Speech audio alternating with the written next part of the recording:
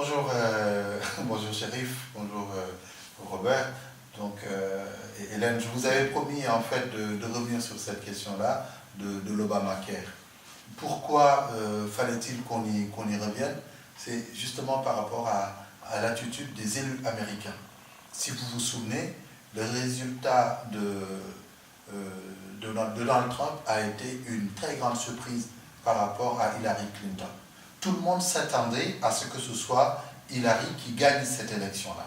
Et au final, on se retrouve avec une masse d'Américains, une masse d'électeurs américains qui votent en faveur de Hillary Clinton, mais pourtant, c'est Donald Trump qui a gagné.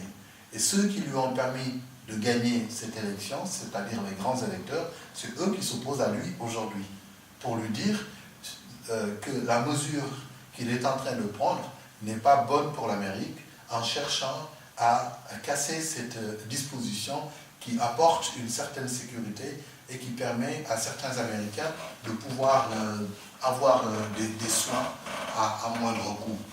C'est ça justement le rôle d'un élu. Un élu, lorsque les intérêts du pays ou lorsque l'intérêt des citoyens est menacé, que ces élus-là puissent prendre des mesures ou exprimer un vote qui soit pour ou contre, en fonction des nécessités ou des exigences du pays. Donc voilà un modèle, voilà un exemple que je voudrais offrir à nos élus au Sénégal. Il faut qu'ils s'inspirent de cette situation-là et ne pas être des bénis oui qui vont tout le temps dire oui à un président de la République, qui qu'il soit, parce que c'est un être humain et il peut se tromper. Là, en l'occurrence, Donald Trump qui voulait casser cette disposition de l'Obamacare rencontre aujourd'hui une opposition farouche des élus qui lui disent non, il ne faut pas toucher à cette disposition-là. Voilà, donc ça c'est extrêmement important. Et ce n'est pas la première fois que ça arrive, c'est aussi pour les questions de justice, il n'y a pas longtemps aussi, les magistrats, un des magistrats l'a démenti. Donc parce que je pense qu'il faut que les gens prennent leurs responsabilités quand il s'agit de défendre les intérêts du pays. C'est cela qu'on attend des autorités.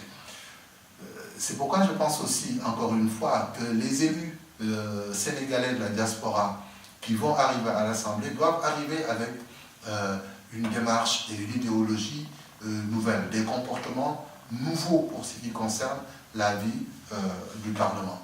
Ici, vous voyez par exemple ce qui se passe en France avec le président Jacques Chirac qui a à un moment donné été poursuivi pour des malversations au niveau de la mairie de Paris. Il a été président, mais quand son mandat de président est arrivé à échéance, il a fait l'objet de poursuites. Ça a été le cas aussi pour le Premier ministre Juppé, qui a à un moment donné eu des démêlés avec la justice. C'est aujourd'hui le cas avec le candidat Fillon. Donc on voit ici, les gens n'échappent pas au contrôle, et lorsqu'ils commettent des erreurs, les autorités et les personnes qui sont en charge de s'occuper de ces questions-là prennent leurs responsabilités et poussent les choses. Ici, certaines choses ne peuvent plus être faites. En tout cas, pas de manière flagrante. C'est pourquoi je pense que ce qui se passe aujourd'hui à travers le monde, ça doit inspirer nos élus, qui ne doivent pas être des personnes qui seront à l'Assemblée, au Conseil économique et social et l'autre Assemblée, le Haut Conseil des collectivités, des instances où seulement les gens vont être là que pour consommer. Mais il faudra qu'ils fassent aussi des propositions pour faire avancer les choses.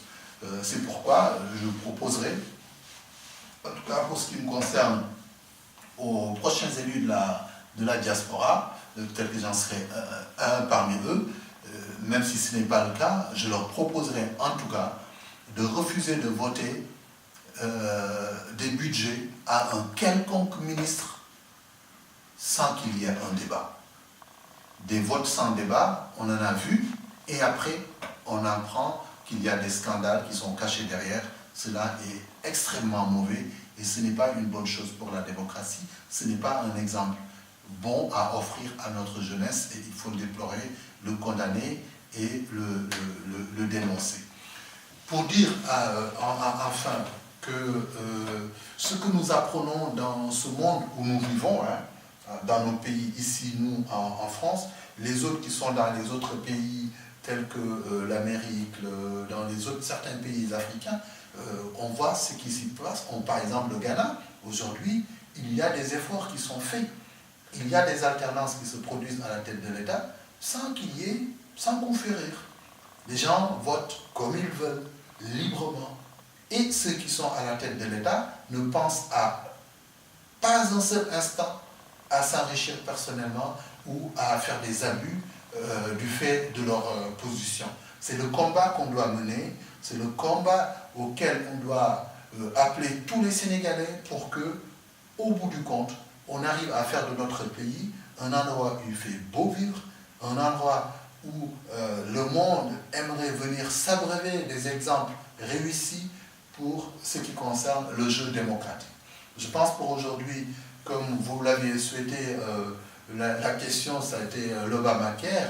L'Obamacare et le combat entre Donald Trump et les élus, je dis que c'est un modèle. Que ceux qui ont fait que par rapport aux millions d'Américains qui avaient voté en faveur d'Hillary Clinton, ceux qui ont fait basculer la balance pour permettre à Trump d'être élu, c'est aujourd'hui eux qui le bloquent en lui disant « Monsieur le Président, ce que vous voulez faire, ce n'est pas juste. » Et je pense que ce n'est que justice, c'est à un type de comportement comme cela que j'appelle nos élus. Et je pense que les prochains élus qui seront issus de la diaspora viendront avec ce souffle nouveau-là. En plus de même, ceux qui sont en train aujourd'hui d'émerger au plan politique, quels que soient leur appartenance politique, ceux de la PR, ceux de l'opposition et ceux de la société civile qui s'agitent aujourd'hui et qui ont tous envie d'intégrer l'Assemblée nationale. Je sais que ça va être un lieu où il y aura beaucoup de débats, où les gens vont travailler très sérieusement pour faire